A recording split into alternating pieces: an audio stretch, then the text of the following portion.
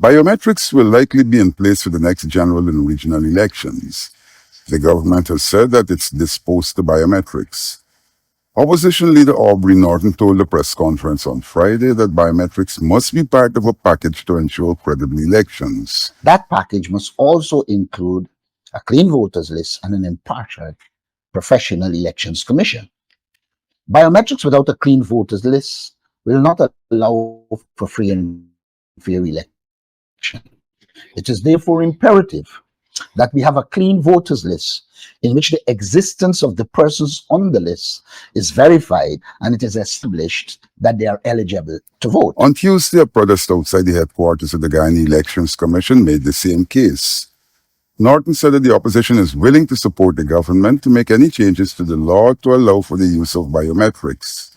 Every child in Guyana knows that the PPP is giving every Tom, Dick, Harilal, Spanish, Chinese, and Bangladeshi's national identification cards, having removed the strict requirements to obtain a birth certificate and the verification of an eligible voter. Jack Deo, the vice president, in 2015 had made a case for biometrics. The coalition government in place did move to set the stage for this electronic process. We began to do registration for a new and clean voters list. The PPP went to court and stopped it for whatever reason. Now, as far as I'm aware, we were prepared to get a clean voters list. As I understand it as well, you have a situation where once the data is digitalized, the fingerprint, then you could move straight to biometrics. GCOM began discussions on biometrics. A further meeting was scheduled for Thursday, but the chairperson was indisposed.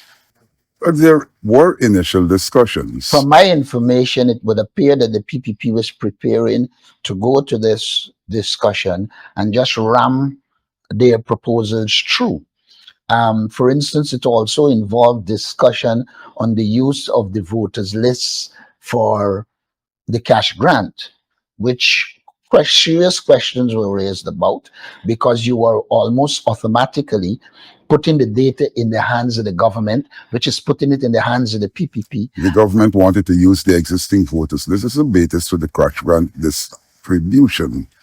However, the opposition commissioners noted that the list was flawed. As a logical sequel of that, noting that the government is extremely corrupt, we endorsed our commissioner's position. In fact, we put out a statement yesterday indicating that we support our commissioner's stance on the issue, and we are deeply concerned that because the government is so superlatively corrupt, one cannot allow them to utilize the voters list as the basis for the cash grant.